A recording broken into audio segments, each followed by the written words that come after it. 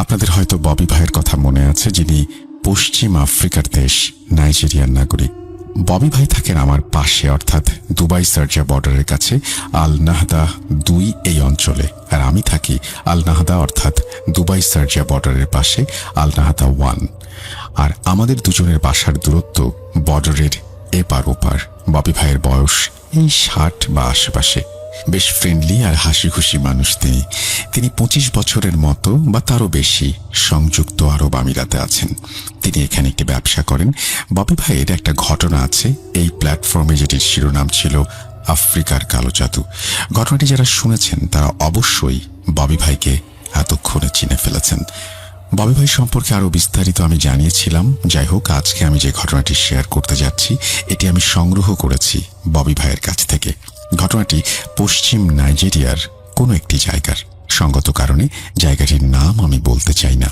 আর ঘটনাটি বর্ণনা করার সময় আমি যে নামগুলো ব্যবহার করব সেগুলো সব ছদ্মনাম। তার আগে কিছু কথা না বললেই নয়।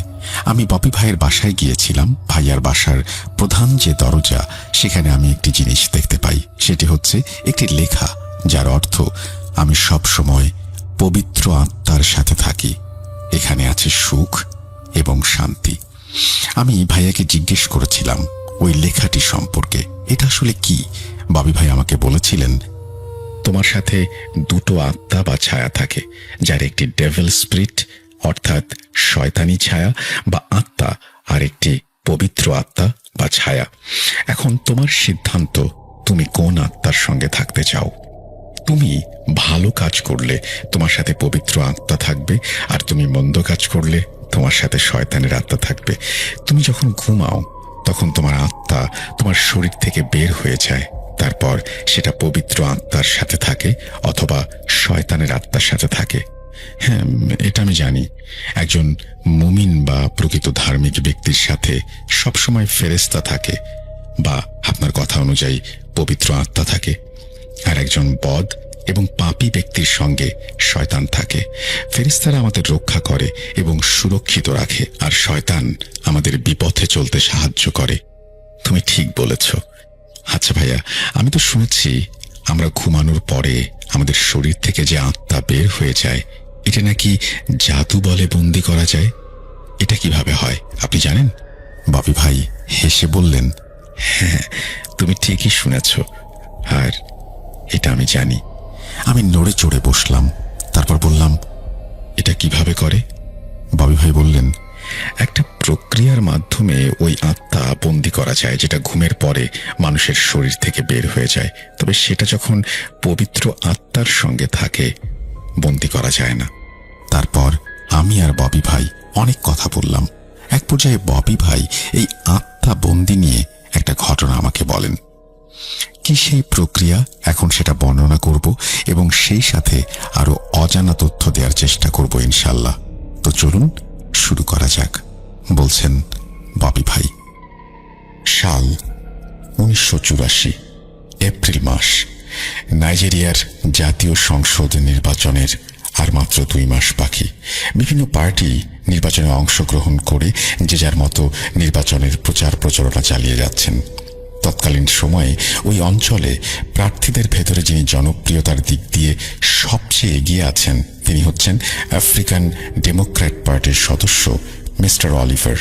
অলিভার হচ্ছেন একজন মাঝ বয়সী মানুষ, আর এই অলিভারের সবথেকে বড় প্রতিদ্বন্দ্বী তিনি হচ্ছেন প্রাক্তন সাংসদ মিস্টার ফ্রান্সিস। মিস্টার ফ্রান্সিস হচ্ছেন নাইজেরিয়ার ন্যাশনাল পার্টি থেকে দ্বিতীয়বারের মতো নমিনেশন পাওয়া একজন মানুষ। এলাকার মানুষ চাইছে নতুন কোনো প্রতিনিধিকে, সেই জন্য দিনে দিনে জনতা অলিভারের প্রতি নির্ভরশীল হয়ে ওঠে। ধারণা করা হয় এবার ফ্রান্সিস অলিভারের কাছে হেরে যাবেন। বিষয়টা ফ্রান্সিসও বুঝতে পারেন, কিন্তু সে কোনোভাবেই সেটা মেনে নিতে পারেন না। ফ্রান্সিস যেহেতু প্রাক্তন সংসদ সদস্য ছিলেন, তাই তার কাছে রয়েছে বিপুল অর্থ এবং ক্ষমতা। সে অর্থ বলে ক্ষমতা বলে অলিভারকে বিভিন্নভাবে দমিয়ে রাখতে চায়। এভাবেই চলতে থাকে। হঠাৎ একদিন আমরা খবর পাই নেতা অলিভার নাকি হাসপাতালে ভর্তি। খোঁজ নিয়ে জানা যায় রাতে অলিভার তার স্ত্রীর সাথে কথা বলে ঘুমিয়ে পড়ে। সকাল গড়িয়ে দুপুর হয়ে যায়। তারপরেও যখন অলিভারের ঘুম ভাঙে না, তখন তার বাড়ির মানুষ তাকে ডাকাডাকি করে ঘুম ভাঙানোর চেষ্টা করে। ব্যর্থ যখন হয় তখন তাকে হাসপাতালে ভর্তি করা হয়। এখনো পর্যন্ত জানা যায়নি অলিভারের ঘুম না ভাঙার রহস্য এবং এর কারণটাই বা কি। এভাবে 1 দিন 2 দিন 7 দিন যায়, কিন্তু অলিভারের আর ঘুম ভাঙে না। ওদিকে ডাক্তাররা বিরক্ত এবং চিন্তিত হয়ে গেছেন, কেননা তারা রোগ নির্ণয় করতে পারছেন না। চারপাশে খবর রটে যায় অলিভার কোমায় চলে গেছে, কিন্তু কারোর মাথায় এটা আসে না একজন সুস্থ সবল মানুষ কিভাবে কারণ ছাড়া কোমায় চলে যেতে পারে। ওদিকে অলিভারের পরিবারের পাশাপাশি তার পার্টি থেকেও অনেক চেষ্টা করা হয় তাকে সুস্থ করার জন্য, কিন্তু কিছুতেই কিছু হয় না।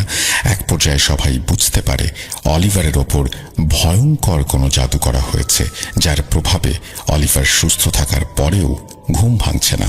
তখন অলিভারকে যে হাসপাতালে ভর্তি করা হয়েছিল সেখানকার একজন ডাক্তার তার পরিবারকে বলে, আমার মনে হয় না এই ডাক্তারি চিকিৎসায় তাকে সুস্থ করে তোলা সম্ভব হবে। আপনারা বরং একজন কবিরাজ দেখান, কেননা রোগ নির্ণয় করতে আমরা ব্যর্থ হয়েছি। এটা আমাদের কাছে অন্যরকম কিছু মনে হচ্ছে। আমরা ডাক্তারির মাধ্যমে এর সমাধান করা যাবে বলে মনে করছি না। একটা কথা বলে রাখা ভালো, নাইজেরিয়ার সব স্তরের মানুষই কালো জাদু বিশ্বাস করে এবং তারা অতি সাধারণ কিছু দেখেও বুঝতে পারে যে এটা আসলে স্বাভাবিক বিষয় নয়। যাই হোক, তারপর ওই ডাক্তার অলিভারের পরিবারকে পরামর্শ দেন যে তাকে যেন বাড়িতে নিয়ে যাওয়া হয় এবং তরল খাবার খাওয়ানো হয় যাতে সে জীবিত থাকে, এবং তাকে একজন ভালো কবিরাজ যেন দেখানো হয়। ডাক্তারের সাথে কথা বলার পর তার কথা মতো অলিভারের পরিবার অলিভারকে বাড়িতে নিয়ে আসেন এবং তরল বা লিকুইড জাতীয় খাবার তাকে খাওয়াতে থাকেন। তারপর তারা একজন ভালো কবিরাজ ডেকে আনেন। কবিরাজকে সবকিছু বলার পরে কবিরাজ বলেন, আচ্ছা, আমি দেখছি কি করা যায়। সেদিন বিকেলে কবিরাজ বসেন আসনে অলিভারের সাথে কি হয়েছে সেটা জানার জন্য। অদ্ভুত ব্যাপার হচ্ছে, কিছুক্ষণের মধ্যে তিনি ঘুমিয়ে যান। ঘুমানোর পর কেটে যায় ঘন্টার পর ঘন্টা। কবিরাজের আর ঘুম ভাঙে না। কবিরাজের সাথে থাকা তার সহকারীরা তাকে জাগানোর চেষ্টা করে, কেননা অনেক সময় অতিবাহিত হয়ে গেছে। কবিরাজ তখনও আসনে বসেছিলেন। এটা বিপদের লক্ষণ, কিন্তু কবিরাজের সহকারীরা তাকে জাগাতে ব্যর্থ হয়। আশ্চর্যজনকভাবে তখন ওই কবিরাজ কোমায় চলে যায়। এটা কি হলো? অলিভারকে সুস্থ করতে এসে এখন কবিরাজ নিজেই কোমায় চলে গেলেন। এই বিষয়টা সবার আতঙ্কের কারণ হয়ে দাঁড়ায়। সবাই ধারণা করতে পারে খুব ভয়ানক কোনো জাদু করা হয়েছে অলিভারের ওপরে, যার সমাধান করতে যাওয়াটাও একটা বিপদ। কিন্তু এভাবে তো চলতে পারে না। পরবর্তীতে আরও একজন অভিজ্ঞ কবিরাজকে ডেকে নিয়ে আসা হয়। তাকে অলিভারের সাথে এবং কবিরাজের সাথে কি হয়েছে সবকিছু খুলে বলা হয়। সবকিছু শুনে দ্বিতীয় কবিরাজ বলেন, ঠিক আছে, আমি দেখছি কি করা যায়। তারপরে কিছুক্ষণ তার জাদুবিদ্যা প্রয়োগ করে তিনি চেষ্টা করেন। এক পর্যায়ে তিনি বলেন, আমার পক্ষে এই সমস্যার সমাধান করা সম্ভব নয়। আপনারা আমার থেকেও ভালো কোনো কবিরাজ দেখান। কবিরাজের মুখে এমন কথা শুনে বাড়ির সবাই অনেকটা ভেঙে পড়েন। অলিভারের পরিবারের লোকজন তখন ওই কবিরাজকে জিজ্ঞাসা করেন, অন্তত এইটা বলে যান, এই জাদু কে করেছে আর কি জাদু করা হয়েছে। তখন ওই কবিরাজ বলেন, কি জাদু করেছে সেটা বলতে পারবো, তবে কে করেছে এত কিছু বলতে পারছি না। তবে এটুকু বুঝতে পেরেছি খুব ভয়ঙ্কর জাদু করা হয়েছে। তখন অলিভারের পরিবার আবারও জিজ্ঞাসা করে, কি সেই ভয়ঙ্কর জাদু? কবিরাজ বলেন, অলিভারের আত্মা বন্দি করে রাখা হয়েছে, কিন্তু তার আত্মাটা কে বন্দি করেছে, কোথায় রেখেছে, সেটা আমার পক্ষে বলা সম্ভব নয়। আর এই জন্য আমি এই কাজে ব্যর্থ। আপাতত এটুকু বলতে পারি, অলিভারের আত্মা কোথায় আছে এটার সন্ধান শুধু ওই কবিরাজ দিতে পারবে যে এই বিদ্যায় পারদর্শী। এই বিদ্যাকে বলে উকাম্বা। এরপরে কবিরাজ চলে যান। ঘটনার এতটুকু বলে একটু থামেন ববি ভাই। তারপর তিনি আমাকে প্রশ্ন করেন, তুমি কি জানো ম্যাজিক অফ উকাম্বা এটা কি? আমি বললাম, আমি জানি না। এটি হচ্ছে এমন একটি জাদু যেটার সাহায্যে জাদুকর তার নিজের আত্মা যে কোনো জায়গায় চালান করতে পারে। অর্থাৎ জাদুকর একটি জায়গায় বসে থাকবে অথবা শুয়ে থাকবে, কিন্তু তার আত্মা চলে যাবে দেশ থেকে দেশান্তরে, মহাকাশে অথবা সমুদ্রের গভীরে। মানে আমরা যখন ঘুমিয়ে যাই তখন নানান স্বপ্ন দেখি, যেমন কিছু খাচ্ছি, ঘুরে বেড়াচ্ছি, কারোর সাথে দেখা হচ্ছে, ইত্যাদি ইত্যাদি। তো আমাদের ঘুমানোর পরে আমাদের আত্মার ওপরে কিন্তু আমাদের নিয়ন্ত্রণ থাকে না, তখন সে ইচ্ছে মতো ঘুরে বেড়ায়। কিন্তু উকাম্বা জাদুর মাধ্যমে আত্মার ওপরে সম্পূর্ণ নিয়ন্ত্রণ রাখা যায়, অর্থাৎ তুমি যেখানে যেতে চাও সেখানে যেতে পারবে এবং যেটা করতে চাও সেটা করতে পারবে। আর মজার বিষয় হচ্ছে এগুলো সবকিছু তোমার দৃশ্যমান বা সত্যি মনে হবে। একদা নাইজেরিয়াতে একজন শক্তিশালী, বুদ্ধিমান এবং অনেক অভিজ্ঞ কবিরাজ ছিল, যার নাম ছিল আগুম্বা। এই আগুম্বাকে নিয়ে অসংখ্য নাইজেরিয়ান নাটক, সিনেমা আছে। এই যে ঘুমের ভেতরে আত্মা চালনা করা হয়, এই জাদুবিদ্যায় তিনি ছিলেন অত্যন্ত পারদর্শী। তার মাধ্যমেই নাইজেরিয়ার এই অঞ্চলের মানুষ বুঝতে পেরেছিল উকাম্বা জাদু কি। আগুম্বা একজন রহস্যময় মানুষ ছিল, যে একসাথে অনেক স্ত্রীর সাথে সংসার করত। মজার বিষয় হচ্ছে তার এক স্ত্রী অন্য স্ত্রীকে চিনত না, এবং তারা কেউ কখনো বুঝতে পারেনি তাদের স্বামীর এতগুলো স্ত্রী আছে। তাছাড়া একই সময়ে বিভিন্ন স্থানে কি ঘটনা ঘটছে সেটা আগুম্বা বলে দিতে পারত। আরো অনেক বিষয় আছে, সেগুলো না হয় থাক। এখন অলিভারকে সুস্থ করতে হলে অথবা এই সমস্যার সমাধান করতে হলে এমন একজন কবিরাজকে খুঁজে বের করতে হবে যে কিনা উকাম্বা জাদুবিদ্যা জানে। তারপর অনেক খোঁজাখুঁজি করে এরকম একজন কবিরাজকে খুঁজে বের করা হয় যে উকাম্বা জাদুবিদ্যায় পারদর্শী। তারপর সেই কবিরাজকে অলিভারের বাড়িতে নিয়ে আসা হয় এবং তাকে সবকিছু খুলে বলা হয়। ওইদিকে ওই কবিরাজ, অর্থাৎ প্রথম যে কবিরাজ এসেছিলেন অলিভারের চিকিৎসা করতে, তার আর জ্ঞান ফেরেনি। সবকিছু শুনে এই কবিরাজ, অর্থাৎ তৃতীয় কবিরাজ বলেন, ঠিক আছে, আমি দেখছি কি করা যায়। আজকে রাতে আমি সাধনায় বসবো আর দেখব অলিভারের আত্মা কোথায় কারা বন্দি করে রেখেছে। সেদিন রাতে তৃতীয় কবিরাজ আসনে বসেন, কিন্তু দুর্ভাগ্যবশত তৃতীয় কবিরাজেরও একই দশা হয়। তিনিও কোমায় চলে যান, যেটি সকালবেলা সবাই দেখতে পায়। কবিরাজ কোমায় চলে গেছেন এবং তার বেহাল দশা দেখে সবাই ভীষণ আতঙ্কিত হয়ে ওঠে। এটা কি হচ্ছে? কেউ কিছু বুঝতে পারছেন না। ওদিকে অলিভারের পরিবারের সবাই অনেক চিন্তিত, বিস্মিত এবং হতাশাগ্রস্ত হয়ে পড়েন, কেননা আফ্রিকা মহাদেশের একজন আরেকজনের ওপরে কালো জাদু করে থাকেন, এটা স্বাভাবিক বিষয়। কিন্তু কি এমন জাদু করলো যেটার কোনো সমাধান নেই? আর যারা এর সমাধান করতে আসছেন তাদের সবার এই দশা হচ্ছে। যাই হোক, অলিভার হচ্ছে আগামী দিনের নেতা, তাই হাল ছেড়ে দেওয়া যাবে না। যে করে হোক তাকে সুস্থ করতে হবে। অলিভারের ভাই অলিভারের পার্টি মেম্বারদের সাথে কথা বলেন। তখন পার্টির চেয়ারম্যান বলেন, যেখান থেকে সম্ভব বড় কবিরাজ এনে চিকিৎসা করা হবে। প্রয়োজনে নাইজেরিয়ার বাইরে থেকে কবিরাজ নিয়ে আসা হবে। যত টাকা খরচ হয় সব পার্টি বহন করবে। সেটাই করা হলো। আশেপাশের সমস্ত বড় বড় কবিরাজদের খবর দেয়া হলো এবং তাদেরকে বলে দেয়া হলো যে এই সমস্যার সমাধান করতে যদি তারা পারে, অর্থাৎ অলিভারের আত্মা যদি ফেরত আনতে পারে, তবে সে বড় অঙ্কের পুরস্কার পাবে। পুরস্কারের লোভে চারপাশ থেকে বড় কবিরাজরা ভিড় জমায় অলিভারের বাড়িতে। যে যার মতো করে চেষ্টা করতে থাকে, কিন্তু অনেকে ব্যর্থ হয়ে চলে যায়। এর ভেতরে আরো দুজন কবিরাজের একই অবস্থা হয়, অর্থাৎ তারা সমাধান করতে সাধনায় বসেছিল পূর্বের দুই কবিরাজের মতোই। আর সাধনাতে বসার পরে অলিভারের ওই সমস্ত কবিরাজের আত্মা বন্দী হয়ে যায়। এভাবে অলিভার ও 4 জন কবিরাজ সহ 5 জনের আত্মা বন্দী। এখন 5 জন মানুষ কোমায় আছে। এমন অবস্থা দেখে অলিভারের পরিবারের লোক এবং পার্টির সবাই বেশ ঘাবড়ে যায়। এখন তারা কি করবে সেটা বুঝতে পারছে না, কেননা এটা এমন একটি জটিল সমস্যা যার কোনো সমাধান কেউ খুঁজে পাচ্ছে না। এভাবে 10-12 দিন কেটে যায়। অলিভারকে তরল জাতীয় খাবার খাইয়ে কোনো রকমে জীবিত রাখা হয়েছে। প্রায় 12 দিন পরে একজন লোক আসে অলিভারের বাড়িতে। বাড়ির সদস্যদের সাথে কথা বলার পর এক পর্যায়ে তিনি বলেন তিনি এই সমস্যার সমাধান করতে পারবেন। তখন বাড়ির সবাই সেই লোককে ভালো করে দেখতে থাকে। লোকটা একদম যুবক, বয়স 33 থেকে 35 হবে। তাছাড়া তাকে দেখে আফ্রিকান কবিরাজ মনে হচ্ছে না। অলিভারের বাড়ির সদস্যরা চিন্তা করে, এত কম বয়সী একজন লোক, সে আবার কতটা অভিজ্ঞ হবে, একে দিয়ে কি এই কাজ হবে?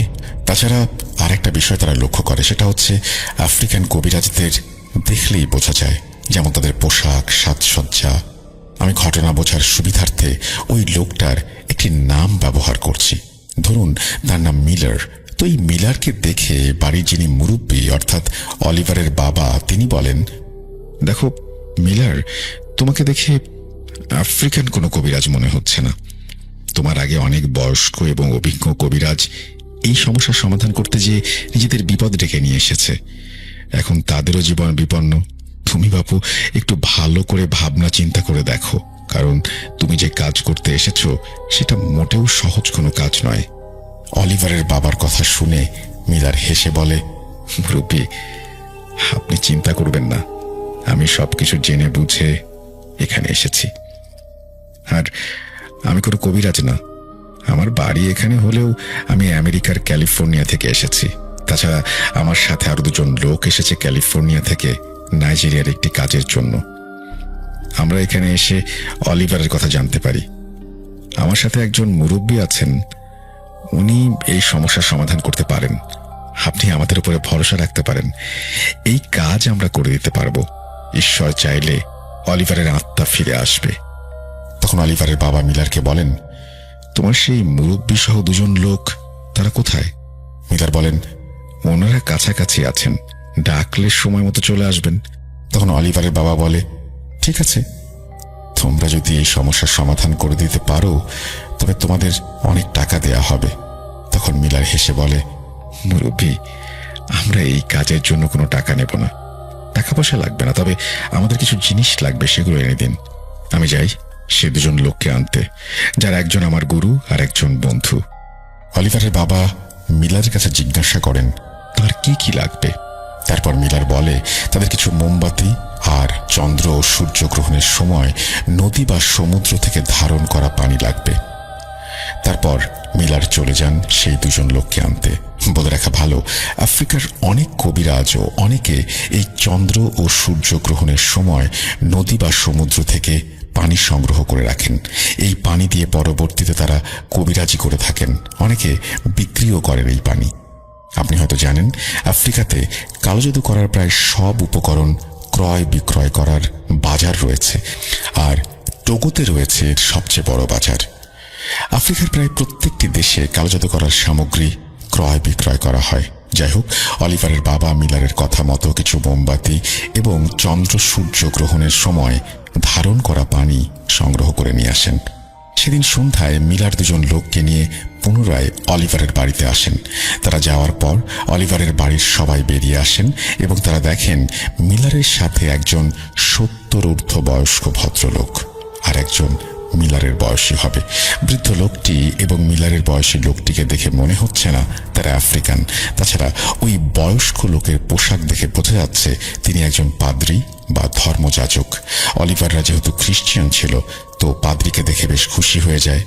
আমি ঘটনা বোঝার সুবিধার্থে ওই লোকটার একটা ছদ্মনাম ব্যবহার করছি। ধরুন তার নাম ফাদার উইলিয়াম। তো মিলারকে দেখে অলিভারের বাবা এগিয়ে আসেন এবং ফাদার উইলিয়ামের সাথে কুশল বিনিময় করেন।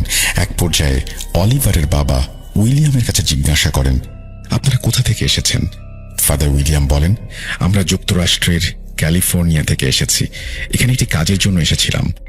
তারপরে তারা কি কাজের জন্য এসেছেন সবকিছু অলিভারের বাবাকে বলেন। আমি এই অংশটুকু ঘটনার শেষে বলবো। যাই হোক, এক পর্যায়ে অলিভারের বাবা সম্মত হন ফাদার উইলিয়ামকে দিয়ে কাজ করানোর জন্য।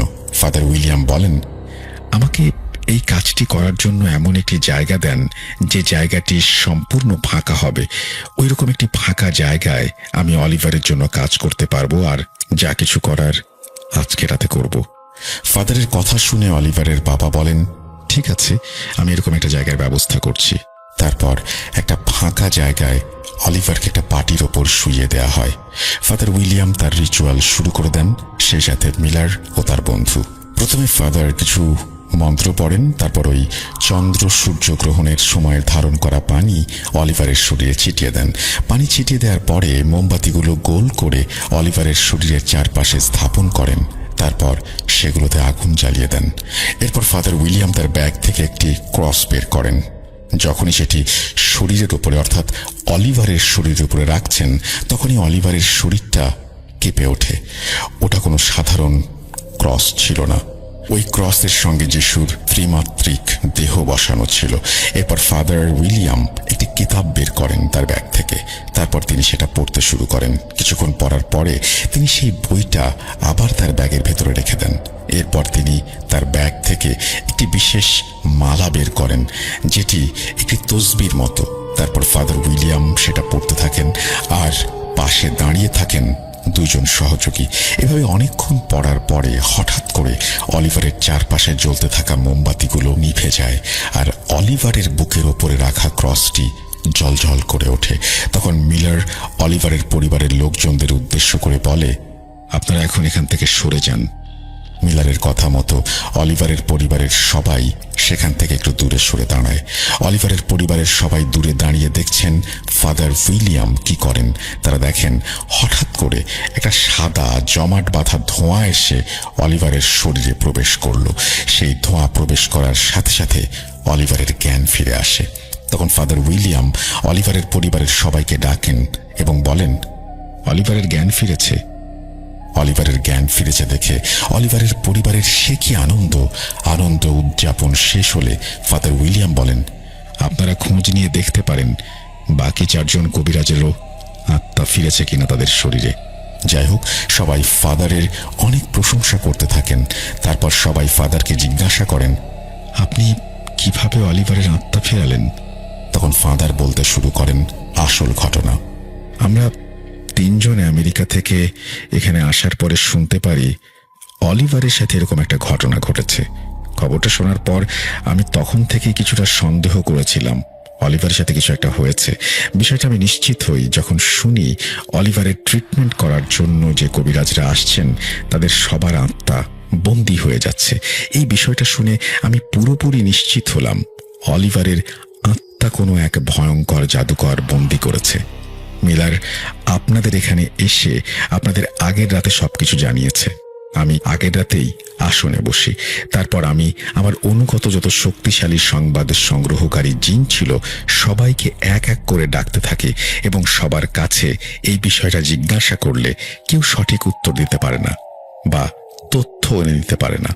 আমি তখন বুঝতে পারি এইভাবে আসন করলে হবে না। তারপরে আমি ভিন্ন একটি প্রক্রিয়ার মাধ্যমে জানতে পারি আসলে কি ঘটনা ঘটেছে। কি সেই ভিন্ন প্রক্রিয়া, এটা ঘটনার শেষে বলবো। ফ্রান্সিস তখন বুঝতে পারে যে এবার সে নির্বাচনে কোনোভাবেই জিততে পারবে না এবং তার একটা পরিকল্পনা আছে। সে আসলে এমন কিছু করতে চাইছিল যাতে সাপ মরে লাঠিও না ভাঙে। তখন ফ্রান্সিসের কাছে থাকা একজন বন্ধু ফ্রান্সিসকে বলে, আমি একজন মিশরীয় জাদুকরের সন্ধান পেয়েছি। বর্তমানে সে আমাদের এখানে এসেছে একটি কাজের জন্য। আমি জানতে পেরেছি ওই জাদুকর কোনো সাধারণ জাদুকর নয়। ফ্রান্সিস তার বন্ধুকে বলে, ওই জাদুকরের কাছে গিয়ে কি হবে?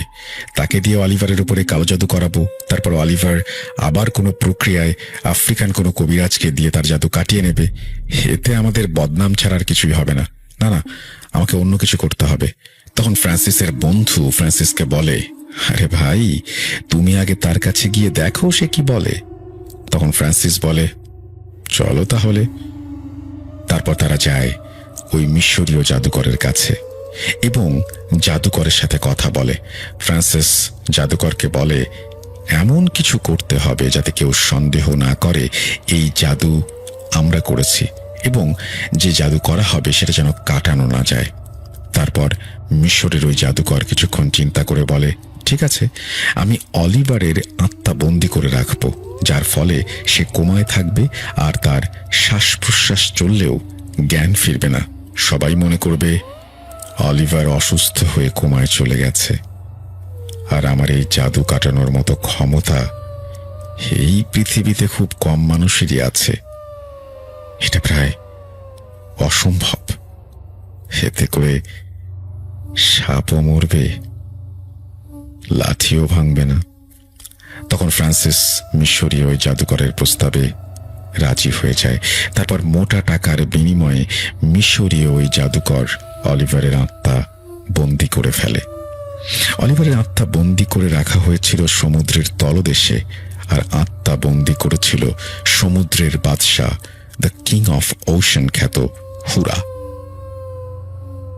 এইটুকু বলেই তিনি এই ঘটনার প্রথম পর্ব শেষ করেছেন। আমার নাম রায়হান, জেলা কিশোরগঞ্জ, থানা নিকলি। আমি আমার ঘটনা শুরু করছি। রাসেল ভাই, আমরা নদীমাতৃক এলাকায় বসবাস করি। সেই গ্রামের পাশ দিয়ে বয়ে চলেছে একটি নদী। সেই নদীতে প্রতিদিন হাজার হাজার লঞ্চ যাতায়াত করত। সেটা আমরা ছোটবেলা থেকে উপভোগ করতাম, কিন্তু উপভোগ করাটার বেশি দিন হয়ে উঠল না। হঠাৎ করে আস্তে আস্তে আমাদের নদী ভাঙন শুরু হয়, আর আমাদের বাবা চাচাদের কপালে দুশ্চিন্তার ভাঁজ পড়ে, কারণ আমাদের বাড়িটি ছিল একদম নদীর পাড়ে। তাই আমার বাবা চাচারা চিন্তা করে, যেভাবে নদী ভাঙতে শুরু করেছে ওই গ্রামে আর বেশি দিন থাকা যাবে না। আমার আব্বা ছিল 5 ভাইয়ের ভেতরে সবচেয়ে বড়। তখন আব্বা বলে, বাড়ির জন্য জায়গা কিনতে চাই, ওই গ্রামে কিনবো না। তখন আব্বা জায়গা খুঁজতে শুরু করেন। আমাদের গ্রাম থেকে অনেক দূরে একটি গ্রাম ছিল, গ্রামের নাম নিকলি। এটা আমাদের থানা। আপনি জানেন হয়তো, থানা টাইপের গ্রামগুলো একটু উন্নত, আর ওইখানে জায়গার দামও একটু বেশি হয়। ওই গ্রামের পশ্চিম পাশে ছিল একটি ছোট নদী, এটাকে খালও বলা যায়। শুকনার সিজনে পানি শুকিয়ে হাঁটু পর্যন্ত আসে। নদীর ওই পাড়ে পশ্চিম পাশে ছিল অনেক পরিত্যক্ত জমি, আর একটা শ্মশান ছিল, আর দূরে দূরে বাড়িঘর ছিল। এই গ্রামে আবার অনেক হিন্দু ছিল। তখন আব্বা চাচা সবাই মিলে চিন্তা করতে থাকে, ওই পরিত্যক্ত জায়গায় থানার খুব কাছে আমাদের বাড়িঘর করলে কেমন হয়। এর কিছুদিন পর আরো যখন বাড়িঘর হবে তখন নিশ্চয় জায়গাটা উন্নত হবে।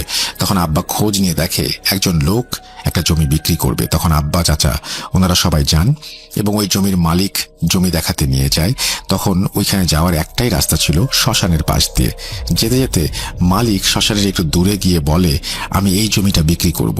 তখন আমার এক চাচা বলে আব্বাকে, দেখো ভাই, ওই জমিগুলো একদম পরিত্যক্ত, আর শ্মশানেরও খুব কাছে, ওই যে লাশ পোড়ার গন্ধের জন্য থাকা যাবে না।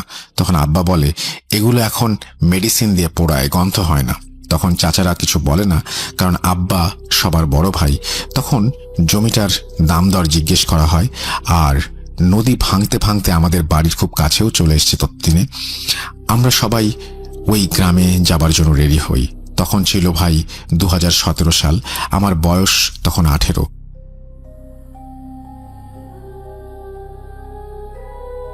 আমি ওই গ্রাম ছেড়ে আসাতে খুব একা হয়ে যাই, কারণ আমার বন্ধু বান্ধব সবাই ছিল ওই গ্রামে। নতুন বাড়িতে ভালো লাগতো না। সারাদিন থানার কাছে বাজার ছিল, ওখানে বসে থাকতাম আর রাত করে ফিরতাম। তখন ওই বাজারের মানুষ আমাকে চিনত না। হঠাৎ করে একজন লোক আমাকে বলে, বাবা, বেশ কিছুদিন ধরে তোমাকে দেখছি, এখানে আসো, একা বসে থাকো, বাড়ি কোথায় তোমাদের? তখন আমি বলি, চাচা, ওই যে শ্মশানের পেছনে যে নতুন বাড়িগুলো হয়েছে ওইখানে। তখন চাচা বলে, এত রাতে এখানে কেন, তোমার সাথে কেউ আছে নাকি? তখন আমি বলি, না চাচা, আমি একা, বাড়িতে ভালো লাগে না, তাই বাজারে বসে আছি।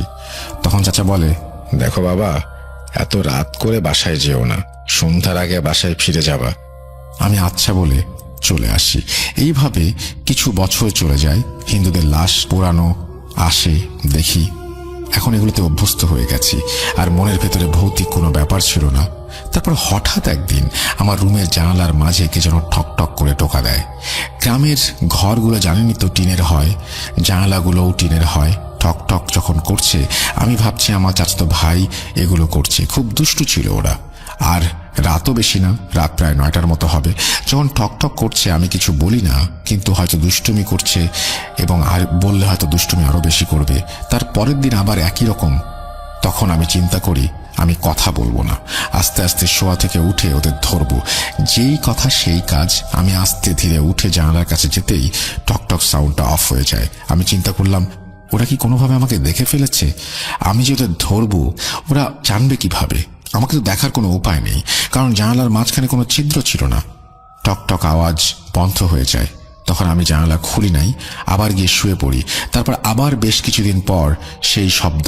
আমি চুপচাপ উঠে জানালার কাছে যাই, এবং এবার যাওয়ার পরেও শব্দ বন্ধ হয়নি। আমি গিয়ে ঠাস করে জানালা খুলে দেখি কেউ নেই। আমি অবাক হয়ে যাই, এত তাড়াতাড়ি ওরা কোথায় চলে যাবে? এটা তো কোনোভাবে সম্ভব না। তখন আমি বের হই ঘর থেকে, ভালোভাবে নিশ্চিত হবার জন্য ওরা কি ঘরের পেছনে বা সামনে কোথাও আছে। আমি চলে আসি আমার রুমের সামনে। তখন আমি রুমের কাছে আসি। সেই রাতে আর কিছু হয়নি, ঘুমিয়ে গিয়েছিলাম এবং ঘুমের মাঝে স্বপ্ন দেখি যে আমার গ্রামের ছোটবেলার 4 বন্ধু আমাকে বলছে, চল আমরা ঘুরতে যাই। ঘুমের মধ্যে বলি, কোথায়? ওরা আমাকে বলে, তোদেরই গ্রামে। আমি আবার ঘুমের মধ্যে বলি, আমার গ্রাম তোরা আমাকে ঘুরে দেখাবি? তোরা তো ভালোভাবে চিনিসই না। তখন ওরা বলে, তাহলে দেখি কে চেনে বেশি। তখন স্বপ্নের মধ্যে আমি ওদের সাথে চলি। ওরা আমার কাছের বন্ধু, অনেকদিন পরে একসাথে ঘুরতে বের হয়েছি, ভালোই লাগছে। তখন আমরা একটা জায়গায় চলে যাই। ওই জায়গায় অনেক বড় বড় গাছ, অনেক অন্ধকার, ভয়ানক একটা জায়গা। আমি বলি, কিরে, আমাদের গ্রামে তো এরকম কোনো জায়গা নেই। তখন তারা হাসতে থাকে। হাসতে হাসতে দেখি ওদের মুখগুলো অন্যরকম হয়ে যাচ্ছে। আমি বলছি, কিরে, তোরা আমাকে ভয় দেখাচ্ছিস? ওরা তখন হাসি থামিয়ে 4 জন মিলে আমাকে কাঁধে তুলে নেয়। ওই যে শ্মশান, তার পেছনে ছিল একটা পুকুর। যখন লাশ পোড়ানোর পরে পুকুর থেকে পানি তোলে, আগুন নেভায়, ওই পুকুরে নিয়ে যায় এবং নিয়ে যেতে যেতে বলে, দেখ, শ্মশানের এখানে আগুন জ্বলছে, তুই এখান থেকে পানি তুলে আগুনগুলো নিভিয়ে দে। এগুলো কিন্তু স্বপ্নের ভেতরে হচ্ছে। তখন আমি স্বপ্নের ভেতরে ভাবতে থাকি, ওরা তো আমার বন্ধু না। ততক্ষণে আরো অনেক ভয়ানক রূপ নিয়ে নিয়েছে তারা। ওই ভয়ানক রূপ দেখে আমি ঘুমের মধ্যেই চিৎকার দিয়ে উঠি। আমার ঘরের মধ্যে একটা বড় আয়াতুল কুরসির ব্যানার ছিল। আমার ওই দিকে চোখ যায়। আয়াতুল কুরসির ব্যানারে আমার চোখ ঠিকই যাচ্ছে, কিন্তু পড়বো সেই ক্ষমতা আমার ছিল না। আর একবার মনে হচ্ছে আমি ঘুমিয়ে আছি, একবার মনে হচ্ছে আমি সজাগ। হঠাৎ করে আমার মুখ দিয়ে আয়াতুল কুরসির কিছু অংশ বেরিয়ে যায়। তখনই দেখি আমি আমার রুমে। আমি আম্মুকে চিৎকার করে ডাক দেই। আব্বু, চাচা ওনারাও চলে আসে। সবাইকে সবকিছু খুলে বলি। খুলে বলার পর সেই রাতে আব্বা আম্মা আমার রুমেই ছিল। তারপরের দিন সকালে আমার নানার চাচাতো ভাই, একজন ভালো আলেম ছিল, একজন মসজিদের ইমাম, ওনাকে বলার পরে উনি বলেন, ওই শ্মশানের একটা খারাপ কিছু আমার উপরে আসর করেছে। আমাকে বলা হয়েছে আমি যেন ওই শ্মশানের লাশ পুরনো দেখতে যাই, এবং একটা কাগজে কিছু একটা তিনি লিখে দেন এবং আমার রুমের দরজার উপরে টাঙিয়ে দেন।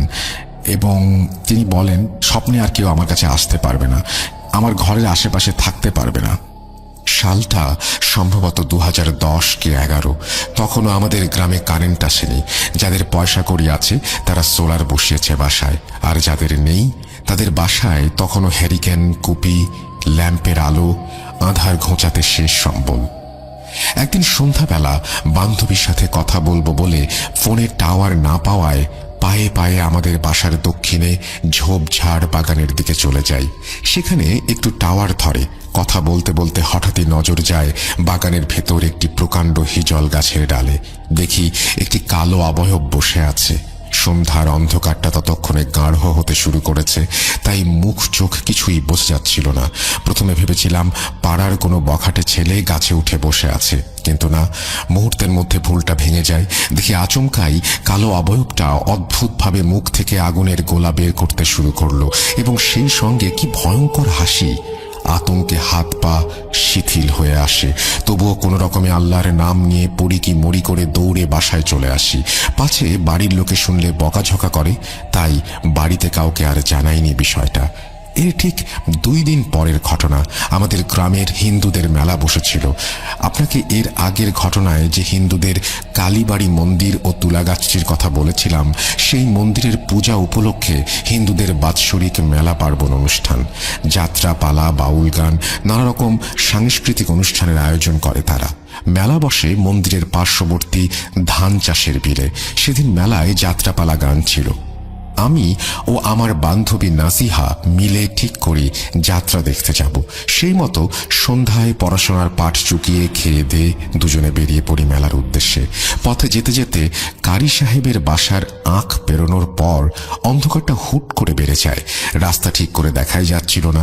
এমনিতেই 2 দিন আগে ভয় পেয়েছি, তাই আতঙ্কে নাসিয়ার হাতটা শক্ত করে ধরে রেখেছিলাম। এভাবে কয়েক পা এগোনোর পর আচমকাই দুজনে খেয়াল করলাম রাস্তার মাঝে সেই কালো অবয়বটা দাঁড়িয়ে। অন্ধকারের মধ্যেও কালো জমাট ধোঁয়ার মতো দেখাচ্ছিল। নাজিয়া ভীষণ ভয় পেয়ে যায়। আর কে দেখে যাত্রা। দুজনের চিৎকার করতে করতে প্রাণ নিয়ে ছুটে যে যার বাসায় গিয়ে উঠি। নাজিহা ভীষণ ভয় পেয়েছিল। পরদিন জানতে পারি তার খুব জ্বর এসেছে। কারি সাহেব এসে দোয়া দুরুদ পড়ে ঝাড়ফুঁক করে যান। তারপর থেকে নাজিহা বেশ কিছুদিন ধরে মাঝে মাঝে কেমন যেন করত। শেষে সদর থেকে একজন নামী হুজুর নিয়ে এসে তাকে সুস্থ করা গিয়েছিল। এরপর কয়েকদিন কেটে যায়।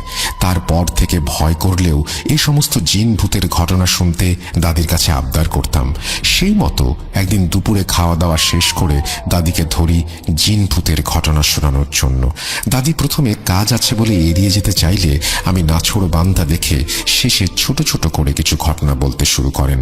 দাদি বলেন, আমার বয়স তখন 6 কি 7। স্বাধীনতার অনেক আগের কথা। তখন বহু গরিব মানুষের নিজস্ব ভিটে মাটি তেমন একটা ছিল না। সেই সময় আমাদের গ্রামের পাশের নদীতে ধলাচর নামে একটি নতুন চর জেগে ওঠে। ফলে স্বভাবতই যাদের তেমন নিজস্ব ভিটামাটি ছিল না তারা জমি দখল করে ওইখানে বাড়িঘর তৈরি করে থাকতে শুরু করে। তাদের মধ্যে একজন ছিলেন আমার ছোট চাচা। উনি ধলাচরে নতুন বাড়ি বানিয়ে একদিন ওনার বড় ভাইদের মানে আমার আব্বা ও মেজো চাচাকে দাওয়াত দেন। আব্বা না গেলেও আমার মেজো চাচা একদিন ঠিক করেন যে ছোট চাচার বাড়িতে যাবেন। যেই ভাবা সেই কাজ। একদিন দুপুরে বেরিয়ে পড়েন ধলাচরের উদ্দেশ্যে। ধলাচরে যেতে হলে 2টা খেয়াঘাট পার হতে হয়। মেজো চাচা ছোট ভাইয়ের বাসার জন্য নানাবিধ বাজার হাট করে প্রথম খেয়া পার করে দ্বিতীয় খেয়া যতক্ষণে পার করেন ততক্ষণে সন্ধ্যা হয়ে এসেছে। মেইন রাস্তা ধরে হেঁটে চাচার বাড়ি যেতে অনেকটা পথ। রাত হয়ে যাবে। মাঠের ভেতর দিয়ে একটা ছোট পথ আছে, তা দিয়ে গেলে অবশ্য অল্প সময়েই পৌঁছে যেতে পারবেন। কিন্তু সমস্যা হচ্ছে পথে ঝাড়াবাড়ি নামে একটি জলাজঙ্গল জায়গা আছে, প্রচলিত আছে। সেখানে নাকি শয়তান জিনদের বাস। তাই লোকজন সন্ধ্যাবেলা সেই রাস্তা এড়িয়ে চলত। মেজো চাচাও তা জানতেন। তারপরেও পথে আরো 3-4 জন মানুষ ছিল, তারাও ধলাচরের দিকে যাচ্ছিল। তাদের সাথে মেজো চাচাও হাঁটতে যাবেন। ঠিক সেই সময় ধানের জমির আলে অন্ধকারে জ্যোৎস্না মিশ্রিত হালকা আলোয় দেখলেন 2 জন জুব্বা পরা মানুষ দাঁড়িয়ে আছে। চোখ মুখ বোঝা যাচ্ছে না। তারা চাচার থেকে প্রায় 20-25 হাত দূরে ছিল। তারা ইশারায় চাচাদের ডাকছিল মাঠের রাস্তা দিয়ে যেতে। গেলে নাকি তাড়াতাড়ি পৌঁছানো যাবে। বাকিরা সাহস করে আর যেতে চাইল না। তারা জানতো সেই পথে ঝাড়াবাড়ি পড়বে। কিন্তু মেজো চাচা খুবই সাহসী ছিলেন। উনিও শয়তান জিনদের সেই স্থান সম্পর্কে অবগত ছিলেন। তবুও 2 জন লোক যখন আছে তখন আর ভয় কিসের? তাড়াতাড়ি অন্তত পৌঁছানো যাবে। আদরের ছোট ভাইয়ের বাড়ি যাচ্ছেন বলে অনেকটা বাজার করে ফেলেছিলেন হাটে। সেগুলোর ওজন তো নেহাত কম না। হাত টনটন করছে। এখন যদি একটা স্বল্প দূরত্বের রাস্তা পাওয়া যায় তাহলে মন্দ কি? বাকি পথিকদের বাধা উপেক্ষা করে উনি সেই লোক দুটোর সঙ্গে বেরিয়ে পড়লেন। আল বরাবর বেশ কিছুক্ষণ হাঁটার পর চাচা লক্ষ্য করলেন হঠাৎই সামনে হেঁটে যাওয়া 2 জনের মধ্যে একজন গায়েব হয়ে গেছে। চাচার আর বুঝতে বাকি ছিল না যে কি ঘটতে চলেছে তার সাথে। আর একটু গেলেই ঝাড়াবাড়ি এলাকা শুরু হবে এবং সেখানে পৌঁছলে হয়তো তার জীবন আর আস্ত থাকবে না। আগেই বলেছি আমার মেজো চাচা ছিলেন ভীষণ সাহসী, কিন্তু সেই ভয়ঙ্কর পরিস্থিতি সাধারণ মানুষের পক্ষে মোকাবেলা করা সম্ভব নয়। তিনি বুদ্ধি খাটিয়ে সামনে যাওয়া মানুষটিকে ডাক দিয়ে বলেন, ভাই আপনি আগান, আমি একটু হয়ে আসি। অবয়বটি ইশারায় ঘাড় নেড়ে ভাসতে ভাসতে কিছুটা দূরে অন্ধকারে মিলিয়ে যাওয়া মাত্রই চাচা তৎক্ষণাৎ উল্টো দিকে ঘুরে প্রাণপণে ছুটতে ছুটতে মেন রাস্তায় উঠে পার্শ্ববর্তী একটি বাড়ির উঠোনে গিয়ে জ্ঞান হারান। সকালে জ্ঞান ফিরলে দেখেন লোকজনের ভিড় তাকে ঘিরে দাঁড়িয়ে আছে। তারা জিজ্ঞাসু দৃষ্টিতে চাচার দিকে তাকিয়েছিল।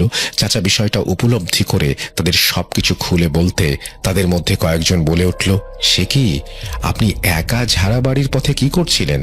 আপনি তো জানেন ভাই ওখানে সমস্যা আছে। যারা ওই পথে যায় তাদেরকে ঘাড় মোটকে মাটির পাকে পুঁতে রাখে শয়তান। আল্লাহর রহমতে জোর বাঁচা বেঁচে গেছেন। এরপর চাচা সকালেই ছোট চাচার বাড়িতে যান। ঘটনা এই পর্যন্তই। আর কোনোদিনও মেজো চাচা সন্ধ্যায় ধলাচরে ছোট চাচার বাড়ি যাননি। এই বলে দাদি উঠতে যাবেন, আমি তার হাতটা চেপে ধরি এবং বলি, কি দাদি, এইটুকু একটা ঘটনা শোনালে হবে না? আমায় আরো একটা অন্তত শোনাও। আচ্ছা, ওই ছোট চাচা ও দাদার সঙ্গে কি হয়েছিল? বাবার মুখে শুনেছি সেটা ওই তাল বাগানের জন্য, তাই না? ওই তালবাগান নিয়ে অনেক আগে তুমি একটা ঘটনা বলেছিলে মনে হয়, আমি ভুলে গেছি সেটা, আর একবার শুনবো। বলো না দাদি, বলো। বলে রাখি, আজ থেকে প্রায় 30-35 বছর আগে আমার দাদা ও আমার ছোট চাচা একটি অস্বাভাবিক ঘটনার শিকার হন এবং মারা যান। ঘটনাটির মধ্যে ভৌতিকতা কতটুকু আছে তা জানি না, তবে দাদির মুখে শুনেছি একদিনে সকালে ভেদ বমি করে আমার দাদা মারা যান এবং বিকেলে আমার ছোট চাচাও মারা যান। আমার বাবার বয়স তখন 7 কি 8 হবে। সেই থেকে দাদি স্বামী ছোট সন্তান হারা হয়ে একমাত্র বড় ছেলেকে বুকে জড়িয়ে ধরে জীবন অতিবাহিত করেন। আসলে তখনকার দিনে গ্রামে কোনো বাজার হাট ছিল না। হাট বসতো অনেক দূরে, পাকা রাস্তা সংলগ্ন কোনো মফস্বলে। তা প্রায় 3-4 কিলোমিটার পথ পাড়ি দিতে হতো। একদিন দাদা হাট করে ফিরতে ফিরতে সন্ধ্যা করে ফেলেন। দাদা হাট থেকে মাছ ও বিভিন্ন তরি তরকারি কিনে ফিরছিলেন। সেদিন আবার আমার ছোট চাচা সঙ্গে গিয়েছিলেন। তিনি খুব বায়না করেছিলেন হাটে যাবেন বলে, তাই দাদা তাকে সঙ্গে নিয়ে গিয়েছিলেন। পথে আসতে আসতে বিলের মাঝে একটা পুকুর ও তার পাড়ে তাল গাছের বিশাল বাগান পড়ে। অত্র এলাকায় সেই তাল বাগান ও দিঘি সম্পর্কে আশেপাশের 10 গ্রাম ঘুরে নানা ভৌতিক ও জিনের রহস্যময় ঘটনার প্রচলন আছে। তাই কেউ সাহস করে খুব একটা ওখানে যেত না। দাদাও জানতেন বিষয়টা, তাই সন্ধ্যা হয়ে আসছে দেখে তিনি দ্রুত হাঁটা শুরু করেন। চাচার হাতটা শক্ত করে ধরে রেখেছিলেন। অমাবস্যার গাঢ় ঘন রাত্রি। দাদা নাকি লক্ষ্য করেন তাল বাগানের কাছে ঝরঝর করে একটি তাল গাছ থেকে কিছু একটা নেমে আসে এবং দাদার কাছে নাকি মাছ খেতে চায়। দাদা পরিস্থিতি খারাপের দিকে যাচ্ছে দেখে চাচাকে কোলে নিয়ে প্রাণপণে ছুটতে ছুটতে বাড়ি চলে আসেন। বাড়ি ফিরে দাদি ছাড়া আর কাউকে কিছু বলেননি। সবকিছু শুনে দাদি দুশ্চিন্তায় পড়ে যান। দুষ্টু জিনের নজর পড়েছে ভেবে মাছগুলো ফেলে দিতে চাইলে দাদা বাধা দেন। তখনকার সময় এমনি পয়সার অভাব, তার উপর এত টাকার মাছ, তাই দাদা বলেন, ও কিছু না, তুমি রান্না করো। এরপর রাতে মাছ ভাত খেয়ে তারা ঘুমিয়ে পড়েন। পরদিন সকালেই ডায়রিয়া ভেদ বমি শুরু হয়ে যায়। কোনো ডাক্তার কবিরাজ কিছুই করতে পারে না। কয়েকদিনের মধ্যেই সকালে দাদা এবং বিকেলে ছোট চাচা মারা যান। এর মধ্যে কোনো ভৌতিক ব্যাপার আছে কিনা জানি না, তবে এটা খুবই অস্বাভাবিক ছিল। সেই তাল বাগানেরই একটি ঘটনা দাদির মুখ থেকে শুনেছিলাম ছোটবেলায়, ততটা মনে ছিল না। তাই দাদিকে সেদিন এত করে বলে সেই ঘটনা শোনানোর অনুরোধ করেছিলাম। তালবাগানের কথা শুনে স্বামী সন্তান হারা দাদির চোখের কোণাটা ভিজে ওঠে। আঁচল দিয়ে চোখের কোণাটা মুছে একটা দীর্ঘশ্বাস ফেলে দাদি বলা শুরু করেন, সেদিন তোর দাদাকে আমি কত করে মানা করেছিলাম রাতে ওই মাছ খাওয়ার দরকার নাই, কিন্তু তোর দাদা শুনে নাই।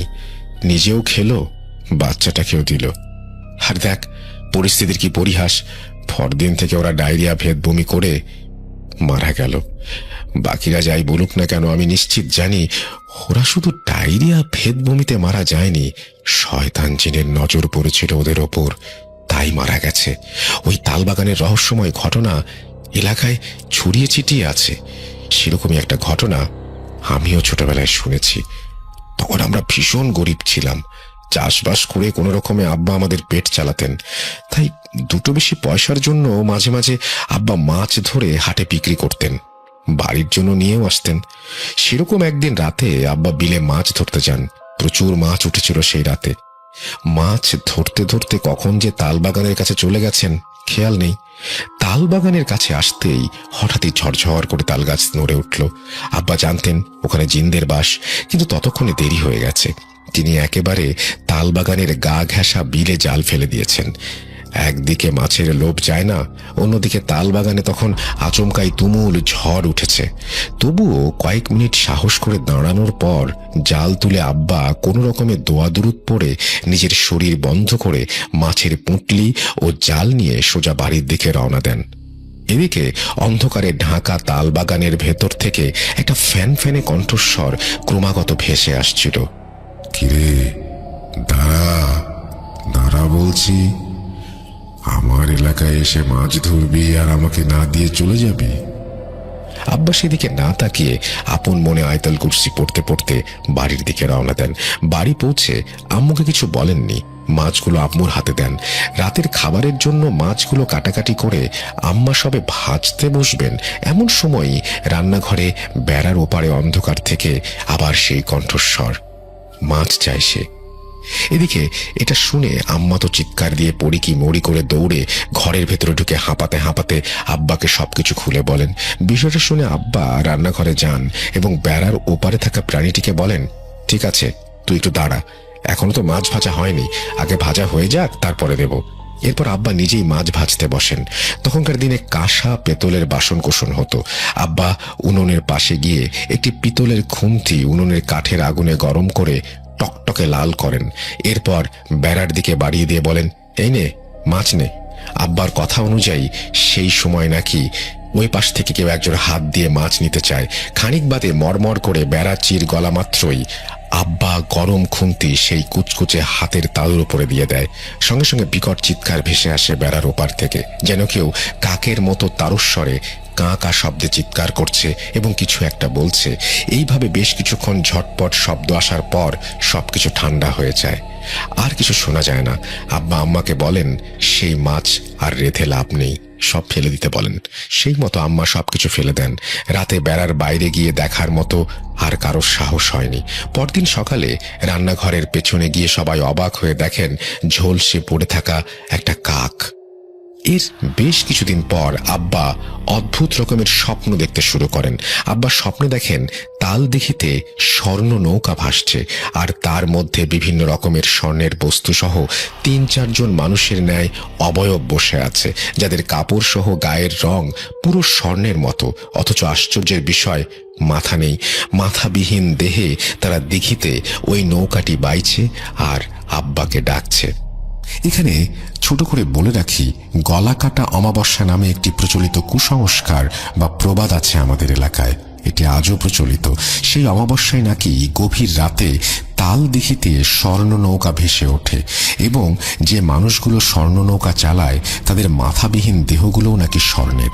সেই দিন অত্র এলাকায় কেউ সন্ধ্যার পরে ঘরের বাইরে বের হয় না এবং রাতে খাওয়া দাওয়া করে না। যাই হোক, ঘটনায় ফিরি। দাদি বলেন, আব্বা এরকম স্বপ্ন বেশ কয়েক মাস ধরে অমাবস্যার রাতে দেখতে থাকেন। স্বপ্নে মাথাবিহীন স্বর্ণ রং বিশিষ্ট মানুষগুলো আব্বাকে প্রলোভন দিত যে আব্বা যদি গলাকাটা অমাবস্যার রাতে সম্পূর্ণ বিবস্ত্র হয়ে পার্শ্ববর্তী কবরস্থানে একটি বিশেষ জায়গায় পাট দিয়ে আসতে পারে এবং পরবর্তী অমাবস্যায় পাটটি যদি পুনরায় খুলে আনতে পারেন, তাহলে উনি একজন পরহেজগার মানুষ হিসেবে অনেক জ্ঞান অর্জন করবেন। ওনার কাছে গোলাম থাকবে জিন, উনি অনেক মানুষের উপকার করতে পারবেন এবং সেই রাতে তাল দিঘির নৌকায় যে স্বর্ণালঙ্কার ও রত্ন থাকবে তার সবই উনি ভোগ করতে পারবেন। আগেই বলেছি, তখন আমরা ভীষণ গরিব ছিলাম। আম্মার কাছে শুনেছি আব্বা আম্মাকেও জানিয়েছিল বিষয়টা। আব্বা ধীরে ধীরে লোভে পড়ে যান। আম্মা অনেক করে মানা করেছিলেন, তবু আব্বা শোনেননি।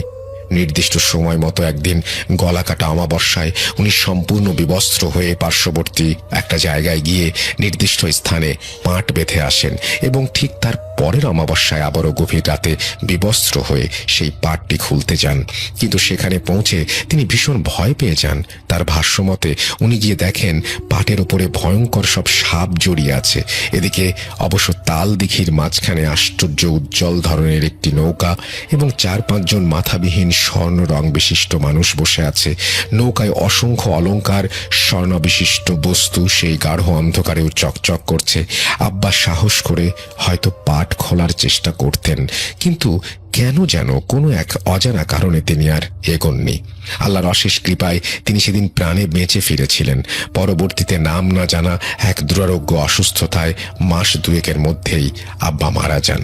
আসলে আম্মা বলেছিলেন হয়তোবা সেই জিন আব্বাকে ছলনা করে সেদিন নিয়ে গিয়েছিল মারার জন্য, কিন্তু আল্লাহর রহমতে তা করতে পারেনি বলে অন্য কোনো পদ্ধতিতে রোগের মাধ্যমে হয়তো আব্বাকে মেরে ফেলেছে।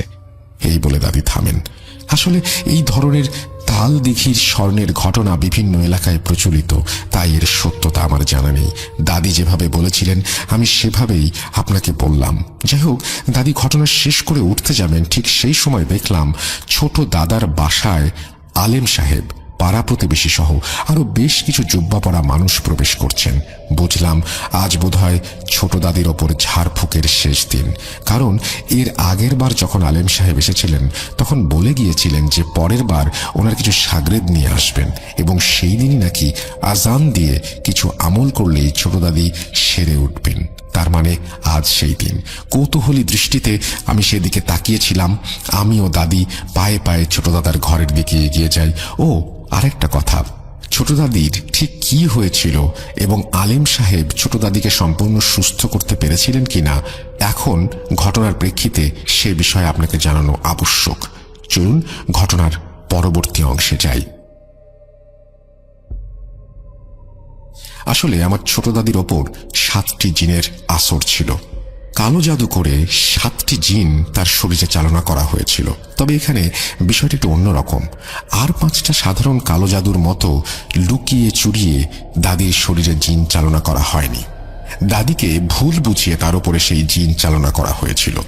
তাকে বোঝানো হয়েছিল যে তার মধ্যে যে জিনগুলো আনা হচ্ছে তার ফলে উনি মানুষের ভালো কাজ করতে পারবেন, ফৈরালি কাজ করতে পারবেন, নানাবিধ ঝাড়ফুঁকের কাজ করতে পারবেন, ওনার মঙ্গল হবে, এই সব ভুল ভ্রান্তি বুঝিয়ে জিকির করে এবং আরো নানাবিধ তদবির করে দাদির মধ্যে জিন প্রেরণ করা হয়। এবং সবচেয়ে দুর্ভাগ্যজনক বিষয় হলো এই কালো জাদুটি করেছিল ছোট দাদির আপন বড় বোন। মাস খানেক যেতে না যেতেই ভালো কিছুর পরিবর্তে সবকিছুর পরিবর্তন হতে শুরু করে। দাদি সারাক্ষণ খিটমিট করতে থাকে, বকাঝকা করতে থাকে, বাচ্চাদের নিজের কাছে আসতে দেয় না, কাছে গেলেই ভীষণ মারধর করে, সারাক্ষণ গালিগালাজ করে, এমনকি ছোট দাদাকে পর্যন্ত মারতে উঠেছিল, কাছে আসতে দিত না। মানে সবাই একেবারে ব্যতিব্যস্ত হয়ে উঠেছিল। এখানে বলে রাখি, ছোট দাদার বাসা ও আমাদের বাসা একই রাস্তার মধ্যে, 2টি আলাদা দালান বাড়ি, তবে কলতলা বাথরুম একই। এরই মাঝে একদিন দাদির বড় বোন ওনাদের বাসায় আসেন। সেদিন রাতে ছোট দাদির মেজ মেয়ে দেখে দাদির বড় বোন আমাদের কলতলায় উঠোনের এক কোণে এবং দাদির বিছানার ঠিক নিচে 3টি তাবিজ পুঁতে রাখে। ফুপু আতঙ্কে কাঠ হয়ে সবকিছু দেখছিল। তখন এক পা করে এগোনোর মতো সাহস ছিল না তার কাছে। ফুপু দেখে ওনার বড় খালা যখন তাবিজগুলো পুঁতে রাখছিল ঠিক সেই মুহূর্তে তার পেছনে একটি কালো ধোঁয়ার মতো অবয়ব বাতাসে ভেসে ভেসে যাচ্ছিল, চোখের জায়গায় জ্বলন্ত আগুনের গোলা। সেই রাতে কিছু না বললেও পরদিন সকালে ফুপু দাদিকে সবকিছু খুলে জানায়। ততক্ষণে দাদির বড় বোন জরুরি কাজের অজুহাতে ভোর হতে না হতেই চলে গেছে। সবকিছু শুনে সবাই খুব দুশ্চিন্তায় পড়ে যায়। এরপর ছোট দাদা, ফুপু, দাদি সহ সবাই মিলে একজন বড় আলেমের কাছে যান। আলেম সাহেব সমস্ত বিষয়ে শুনে তাঁর জিন চালনার মাধ্যমে জানতে পারেন যে দাদির বড় বোন ফৈরালির লোভ দেখিয়ে দাদির ওপরে নিকৃষ্ট 7টি জিন চালনা করেছে। তার উদ্দেশ্য ছিল দাদিকে পাগল বানিয়ে ছোট দাদার কাছ থেকে সরিয়ে নিয়ে সংসার ভেঙে ফেলা। আসলে দাদির বড় বোন যে কারণে কালো জাদু করেছিল সেটি নেহাতি ব্যক্তিগত লালসায়, তাই জানালাম না। তার উদ্দেশ্য ছিল যাতে দাদি তার পরিবারের কাছ থেকে নিজের থেকেই দূরে সরে যায়। সেই মতো দাদিও ধীরে ধীরে তা করা শুরু করেছিল। সারাক্ষণ চিৎকার চেঁচামেচি, জিনগুলো দাদিকে ঘুমাতে দিত না, খেতে দিত না, স্নান করতে দিত না, স্বামীর সঙ্গে খারাপ ব্যবহার করতে হতো এবং তাকে বেশ কয়েকবার মারতে পর্যন্ত গিয়েছে, যাতে করে ছোট দাদা ব্যতিব্যস্ত হয়ে দাদিকে ছেড়ে দেন। কালো জাদুর উদ্দেশ্যটা সেটাই ছিল। প্রায় 3 বছর দাদি একরকম পাগলের মতোই ছিলেন। নানা রকম চিকিৎসা করে আলেম সাহেব শেষমেশ দাদিকে সুস্থ করেন। সেদিন ছিল চিকিৎসার শেষ দিন। আমিও দাদি ছোট দাদার ঘরে ঢুকতেই দেখি আলেম সাহেব ছোট দাদির ওপর ঝাড়ফুঁক করছেন। ওনার সাথে আসা সাগরেদগুলো ছোট দাদিকে ঘিরে 4 কোণায় দাঁড়িয়ে পশ্চিম দিকে মুখ করে সমানে আজান দিচ্ছিল। আমি গিয়ে দাদির মাথার পাশে দাঁড়িয়ে সবকিছু দেখছিলাম। দেখতে দেখতে হঠাৎই কি হলো জানি না, মনে হলো আমি চোখের সামনে অন্ধকার দেখছি। আর কিছু মনে নেই, জ্ঞান হারিয়ে পড়ে যাই। এরকম কালো জাদু ঝাড়ফুঁকের জায়গায় হঠাৎই কেউ অজ্ঞান হয়ে পড়ে গেছে, বিষয়টা খুবই অস্বাভাবিক দেখে বাবা দুশ্চিন্তায় পড়ে যান। সেদিনের মতো আলিম সাহেব আমাকে ঝাড়ফুঁক করে কিছু পানি পড়া দিয়ে বাড়িতে পাঠিয়ে দেন। জ্ঞান ফিরতে দেখি আমি আমার বিছানায় শুয়ে আছি। পরে দাদির মুখে সবকিছু শুনে অবাক হই। এর কিছুদিন পর বাবা ওনার এক পরিচিত হাফেজ সাহেবের কাছে আমার বিষয়ে জানালে তিনি এসে আমাকে একবার দেখে যান। এ পর্যন্ত সবকিছু স্বাভাবিক ছিল, কিন্তু আমাকে বেশ কিছুক্ষণ পর্যবেক্ষণ করার পর তিনি কি অদ্ভুত বিষয় জানান। হাফেজ সাহেব বলেন যে আমি যেন কারো মরা বাড়ি বা কালো জাদুর প্রভাব আছে এমন বাড়ি বা সন্ধেবেলা কোনো নিরিবিলি জায়গায় একা যাতায়াত না করি। তিনি এও জানান যে আমার মধ্যে কিছু সমস্যা আছে, তখনও জানতাম না ভবিষ্যতে কি পরিণতি হতে চলেছে। তারপর থেকে তেমন কিছু আর ঘটেনি, তাই বাড়ির লোকও আমার বিষয়টায় আর তেমন গুরুত্ব দেয়নি। এর বেশ কিছুদিন পর আমাদের এক আত্মীয় মারা যায়। পরিবার সহ আমিও গিয়েছিলাম তাকে শেষবারের মতো দেখতে। সবাই তখন বেমালুম ভুলে গিয়েছিলাম যে মরা বাড়িতে যাওয়া আমার বারণ। সেখানে গিয়ে দেখি গোসল দেওয়া শেষ, লাশ ঘরের উঠোনে রাখা হয়েছে। আত্মীয় স্বজনরা একে একে আসছেন, দেখছেন। আমিও সেই লাশের সামনে, কিন্তু যাওয়া মাত্রই আমি পুনরায় অজ্ঞান হয়ে যাই। পরে আম্মুর মুখে শুনেছি আমার পাশে নাকি সেই সময় মসজিদের ইমাম ছিলেন। লাশ দাফন দেওয়ার পর ইমাম সাহেব এসে ঝাড়ফুঁক করে আমার জ্ঞান ফেরান এবং বলেন যে আমার সঙ্গে কিছু সমস্যা আছে, আমার এভাবে মরা বাড়িতে আসাটা উচিত হয়নি। ঠিক সেই মুহূর্তে উপস্থিত পরিবারের সবার টনক নড়ে। কয়েক মাস আগে হাফেজ সাহেবও একই কথা বলেছিলেন। এবারে বিষয়টার গুরুত্ব সবাই বুঝতে পেরে পরিবারের সবাই চিন্তায় পড়ে যায়। এরপর ইমাম সাহেব বাবাকে একটি বিশেষ তদবির বাতলে দেয়। কিছু কিছু আমার মনে আছে, তার মধ্যে 7 ঘাটের পানি, 3 রাস্তার মোড়ের মাটি, এক দামে কেনা গরুর দুধ, আরও কিছু দ্রব্য মিশিয়ে ভরা দুপুরে আমাদের এলাকার তাল বাগানের একটি নির্দিষ্ট তাল গাছের নিচে গোসল করতে হবে এবং গোসল শেষে একটি হাঁড়ির মুখ বেঁধে ওইখানে রেখে আসতে বলেন। এরপর 7 দিন যেন আমি সেই তাল গাছের কাছে না যাই সে বিষয়ে নজর রাখতে বলেন। তারপর আমার হাতে একটি বিশেষ তাবিজ বেঁধে দিয়ে বলেন যে সেটি যেন কখনো পড়ে না যায়। এরপর বেশ কয়েক বছর কেটে যায়, আর কোনো সমস্যা হয়নি সেরকম। ধীরে ধীরে আমার বিয়ের বয়স হলো, বাড়ি থেকে আমার বিয়ে থা দেয়া হয়। আচ্ছা, এর মাঝে বলে রাখি, আমি তাবিজটা পরবর্তীতে হারিয়ে ফেলেছিলাম, আর খেয়াল ছিল না। বিয়ের পরে আমার জীবনে মূল সমস্যা দেখা দেয়, তবে তা অতীতের সেই জিনের সমস্যা নাকি নতুন কোনো সমস্যার সৃষ্টি হয়েছে তা তখনও বুঝে উঠতে পারিনি। মানে কি বলবো, আমি স্বামী কি জিনিস মোটেও তা সহ্য করতে পারতাম না। সারাক্ষণ স্বামীর সঙ্গে ঝগড়া, মারধর, ঘুমোতে পর্যন্ত পারতাম না, বকাঝকা করতাম, সংসারে অশান্তি লেগেছিল। এর মাঝেই 6-7 মাস কেটে যায়। এরপর আমার গর্ভে সন্তান আসে। এমনিতে স্বামীর সঙ্গে বনিমনা ছিল না, কাউকে সহ্য করতে পারতাম না, তার উপর আবার সন্তান। অনেকে অবশ্য বলতো জিনে ধরেছে বা জিনের আসর করেছে, কিন্তু আমার বাড়ির লোকে তখন তেমন গুরুত্ব দেয়নি। আমাকে বাপের বাড়ি নিয়ে আসে, নির্ধারিত সময়ে আমার সন্তান হয়, কিন্তু দেখা গেল সন্তানকেও আমি সহ্য করতে পারছি না। কোলের সন্তানকে সারাক্ষণ বকাঝকা করছি, ওইটুকু দুধের শিশুকে মারতে পর্যন্ত গেছি। আমার মা কোনো রকমে আমাকে ছাড়িয়ে নিয়ে আসে। এই সমস্ত অশান্তি সহ্য করতে না পেরে বিয়ের ঠিক 2 বছরের মাথায় আমার স্বামী শেষমেশ আমাকে ডিভোর্স দিয়ে দেয়। আজ আমার সন্তানের বয়স 4 বছর, তবুও আমি এখনো পর্যন্ত আমার সন্তানের পাশে থাকতে পারি না, সারাক্ষণ একাই থাকি এবং সেই সমস্যা থেকে আমি আজও পুরোপুরি বেরিয়ে আসতে পারিনি। তবে জানতে পেরেছিলাম ঠিক কী কারণে আমার এই দুরবস্থা। এখন আসি সেই প্রসঙ্গে। ডিভোর্সের ঠিক মাস 3 পরে আবারও বাড়ি থেকে নতুন করে আমাকে বিয়ে দেওয়ার চেষ্টা করা হয়। 2 বছরের ছোট্ট সন্তান কিভাবে একা মানুষ করব, তাই বাড়ি থেকে এই জোরাজুরি। সেই মতে আমাদের পাশের গ্রামের এক আত্মীয় তার দূর সম্পর্কের এক পরিচিত ছেলে ফিরোজকে নিয়ে আসেন বিয়ের প্রস্তাব হিসেবে। আত্মীয়র মুখে জানতে পারি ফিরোজ নাকি আমার প্রথম বিয়ের আগে থেকেই আমাকে পছন্দ করত। বাড়ির লোকে বিয়ের জন্য রাজি হলেও আমি তখন মোটেও বিয়ের জন্য প্রস্তুত ছিলাম না। একটা পর্যায়ে সেই আত্মীয় এবং ছেলেকে অপমান করে বাড়ি থেকে তাড়িয়ে দেই। তারপর আরও মাস 1.5 কেটে যায়। ছেলেটা তখনও হাল ছাড়েনি, কোনোভাবে আমার নাম্বার জোগাড় করে আমাকে রোজ ফোন দিত। দেখলাম যে ছেলেকে সহ্য করতে পারছিলাম না, অপমান করে তাড়িয়ে দিয়েছিলাম। এখন সেই ছেলে মানে ফিরোজের সাথে ধীরে ধীরে আমি কথা বলতে শুরু করেছি। আরও মাস 2 গড়ায়। একটা সময় আমি দেখলাম ছেলেটির প্রতি আমি আকর্ষণ অনুভব করছি এবং সেই আকর্ষণ ক্রমশ তীব্র হচ্ছে।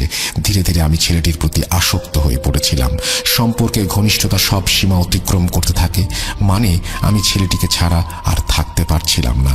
এবারে আমি নিজেই ফিরোজকে বিয়ের জন্য বলি এবং যত তাড়াতাড়ি সম্ভব বিয়েটা সেরে ফেলতে বলি।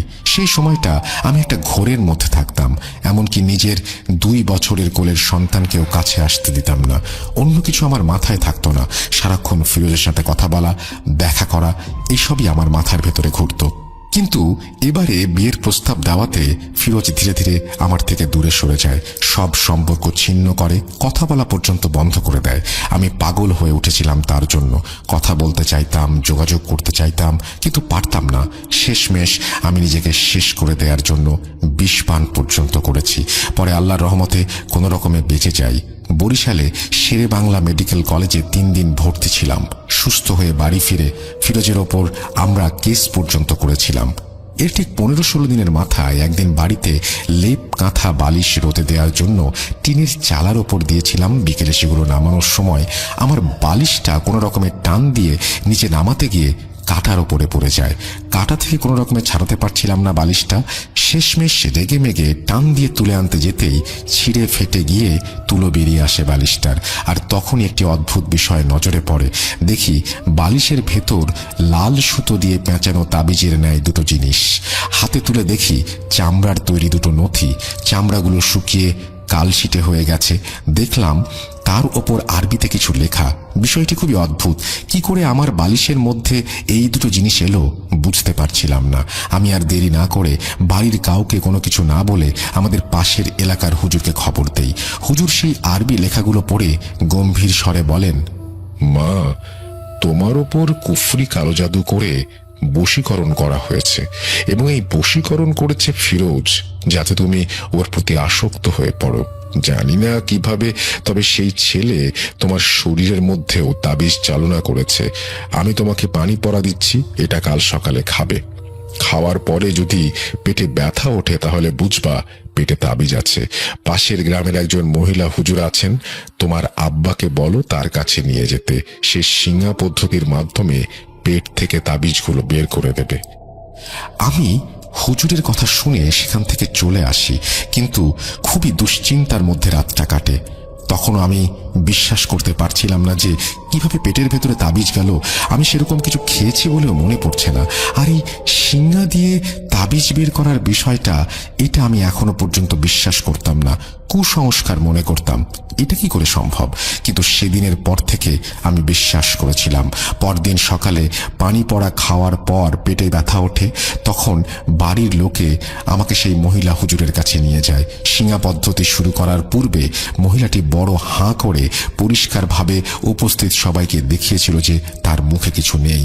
তারপর কিছু দোয়া দুরুদ পড়ে একটি বিশেষ তেল মালিশ করে পেটের নাভির ওপর সিঙ্গা রেখে টান দিতেই মিনিট 5 মধ্যেই পরপর 3টি তাবিজ বেরিয়ে আসে।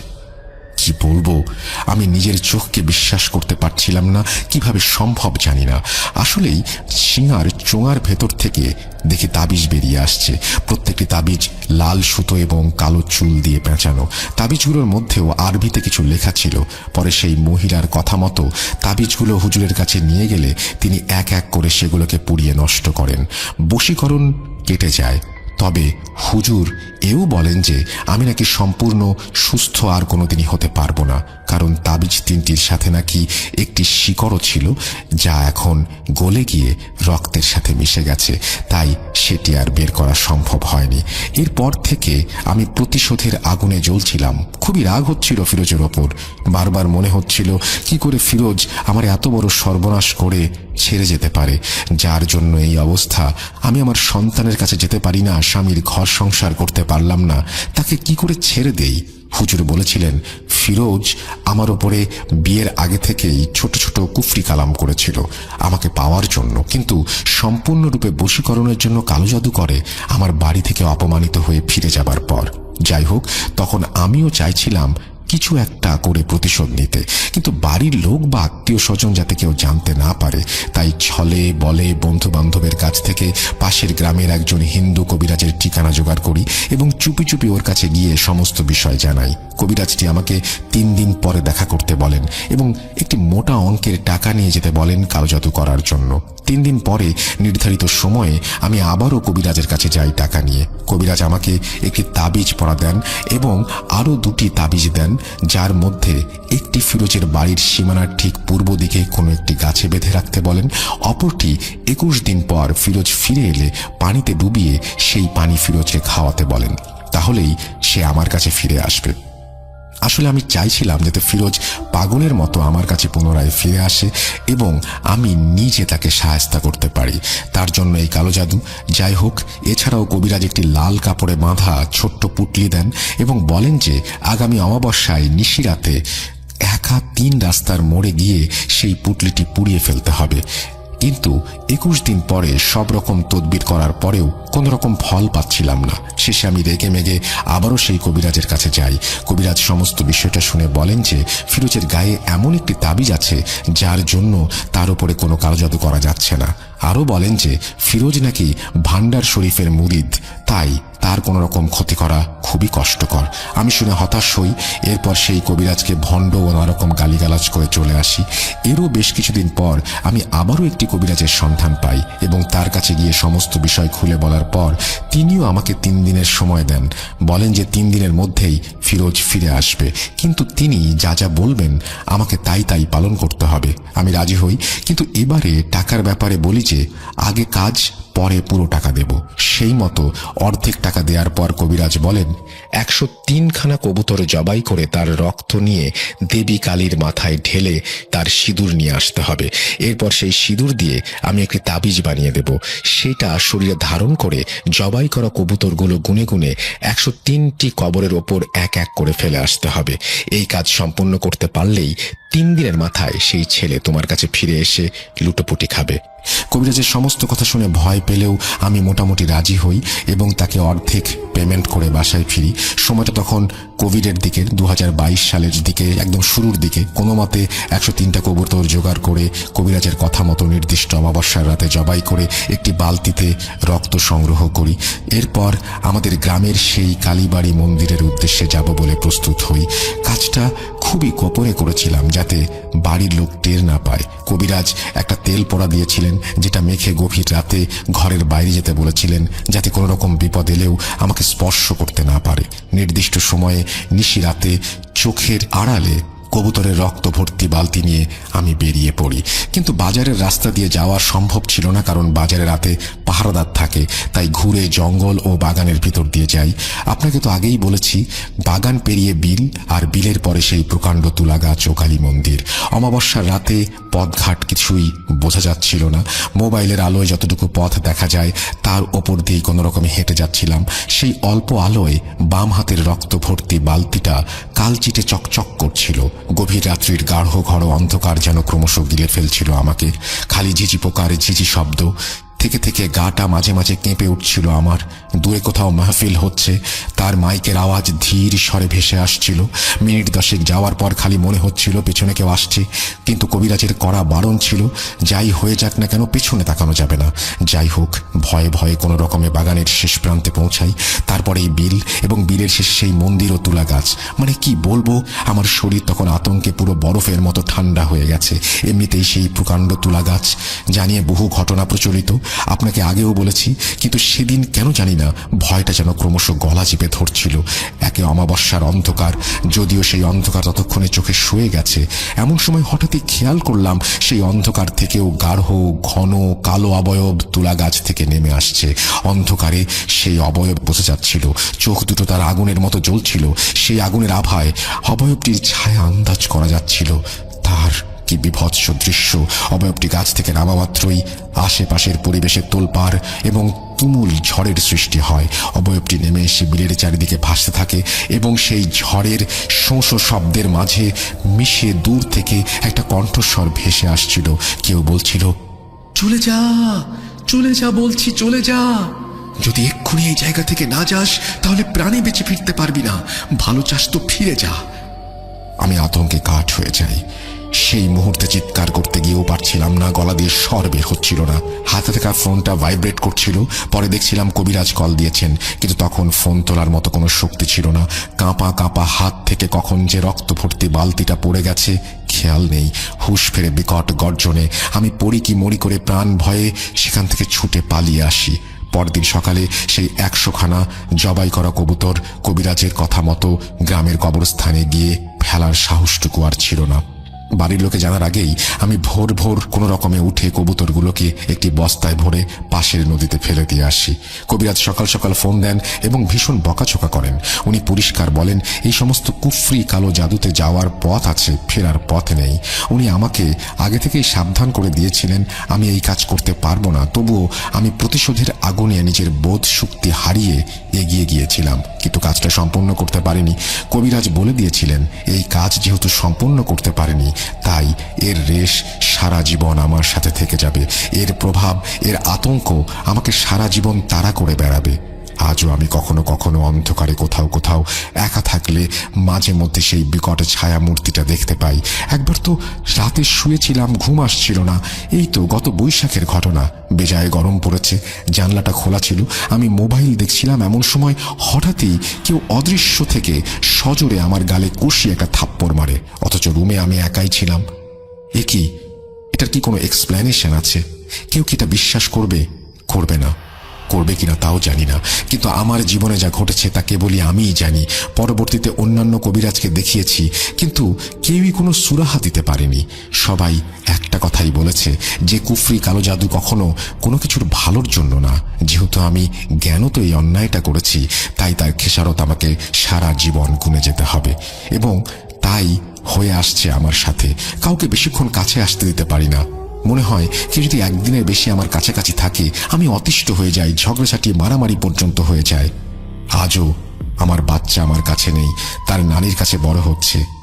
এই ছিল ঘটনা। জানি না কতটা ভয়ের বিশ্বাস করবেন কিনা, সেটা শ্রোতা বন্ধুদের ব্যক্তিগত ব্যাপার।